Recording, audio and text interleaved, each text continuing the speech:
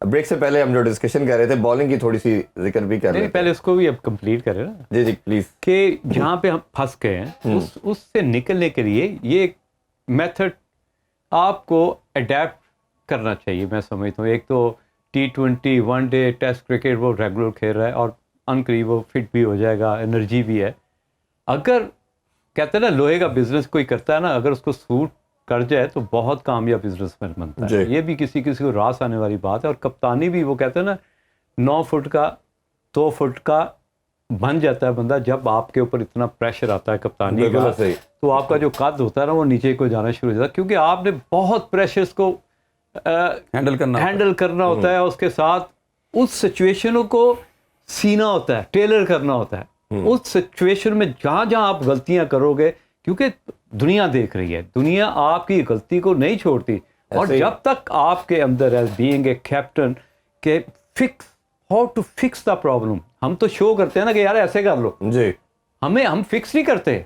जिस तरह ब्रेसवेल हमें अच्छा लगता है एज ए कैप्टन कि वो सबसे पहले फिक्स करता है, खुद करके बताता है कि इस तरह कैच करते हैं, अगर टीम फंस जाए इस सिचुएशन में 50 रन कैसे करते हैं और छक्के कैसे मारने हैं। उसके बाद जो आपके जो बॉलर्स हैं उनका यूटिलाइज कैसे करना है। जिस तरह आज मैंने अपनी क्रिकेट में बहुत कम देखा है, इंटरनेशनल क्रिकेट में, कि जिस वक्त उस्मान आया उसने ओवर द विकेट भी बाउंसर करवाए, उसने राउंड द विकेट भी ओवर कराए, स्पेयर्स को भी बॉलिंग कराई, उसने भी 3-4 बाउंसर मारे, राउंड द विकेट आया। फिर उसने कहा कि अब मुझे इस बैट्समैन को एंगल से बाउंसर करना है। उसने आवाज को लेके आया, उसने उसको बाउंसर पे आउट किया।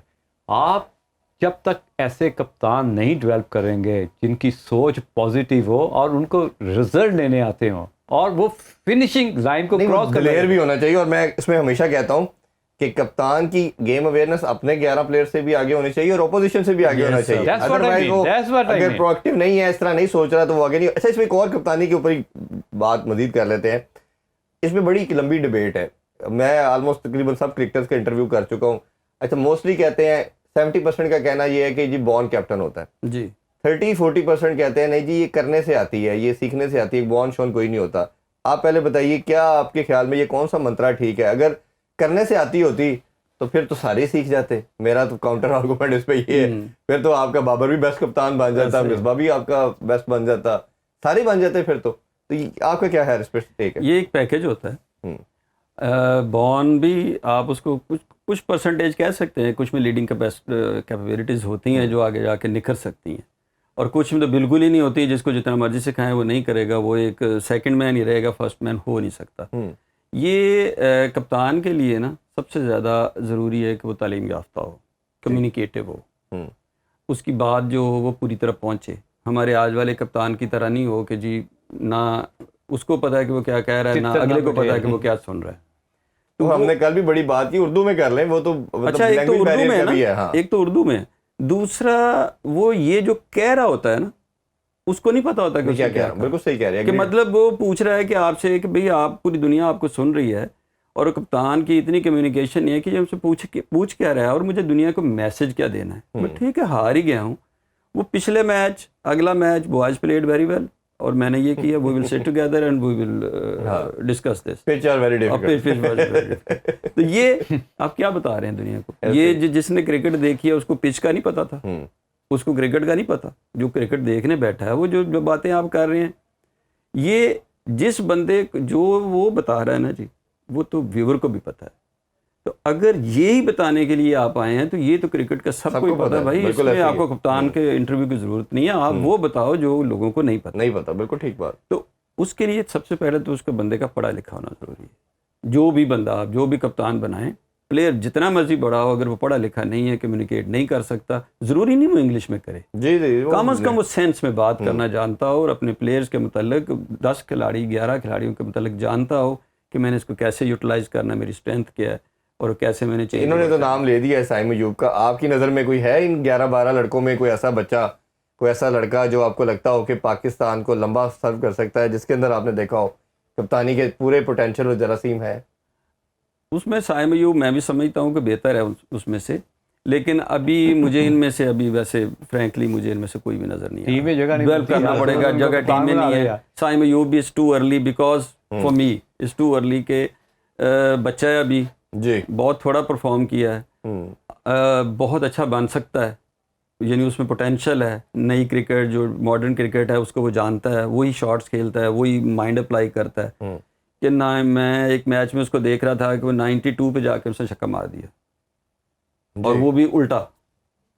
तो वो ये बड़े दिमाग या मजबूत असाब वाला प्लेयर ही कर सकता है, जो अपने 100 को नहीं देख रहा है, जो टीम की परफॉर्मेंस को देख रहा है, या देख रहा है कि मुझे बुरा बॉल अगर 90 पे मिल गया, 95 पे, 99 पे मिल गया, उसने उसको यूटिलाइज करना है। तो ये बड़े प्लेयर की ही निशानी है। अच्छा, इसमें ना मेरे पास जो इनसाइड जी न्यूज़ हैं उसमें पोटेंशियल है, लेकिन मैं समझता हूँ थोड़ा सा उसको और पॉलिश हो लेने, थोड़ा सा टाइम दे के ना। अच्छा, यहाँ पे मेरा मानना ये था कि जैसे आपने सलमान अली आगा को अनाउंस किया था, इसको वाइस कैप्टन बना के साल देते, इसको बनाते। अच्छा, इन्होंने ना इनसाइड मैं बता दूं, फिर आप उस पर जरूर आंसर कीजिएगा।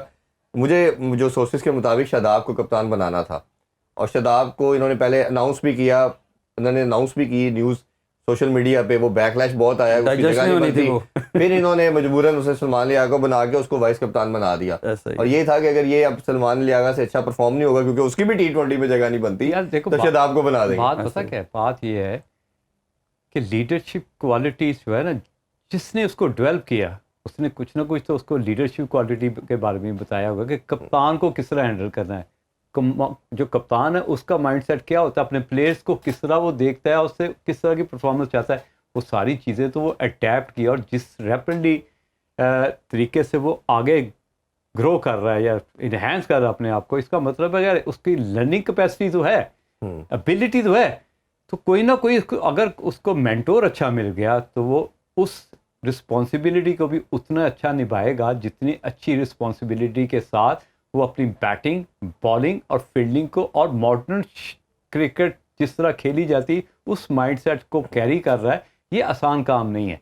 तो अगर उस आसान काम को, वो मुश्किल काम को इतना आसान कर दिया, तो उसमें कप्तानी की एबिलिटी भी उसी तरह होगी जिस तरह के मैं उसके बारे में सोचता हूँ। और आप एक दिन देखेंगे कि वो पाकिस्तान क्रिकेट टीम का कप्तान होगा और तीनों फॉर्मेट में होगा। और ये हम जो बात करते चले जा रहे हैं ना, इस पे हम कोशिश करेंगे, आज तो टाइम खत्म हो रहा है, कि कल भी इस पे कोशिश करेंगे, डिटेल में बात करेंगे कौन से एरियाज हैं, कौन सी चीज़ें हैं, क्योंकि पाकिस्तानी क्रिकेट जो है वो पूरे पाकिस्तान के लिए बहुत इंपॉर्टेंट है। क्योंकि इसके अलावा हमारे पास हम भी यहाँ बैठे हैं, हम तो सोल्यूशन की बात करें और किसी के साथ हमारा वही बात कि हमारा एक हेल्दी क्रिटिसिज्म की बात करें जिससे कोई बेहतरी आ सके। आप दोनों का जी बहुत शुक्रिया। इंशाल्लाह कल दोबारा आपको ज़हमत देंगे जी शो में।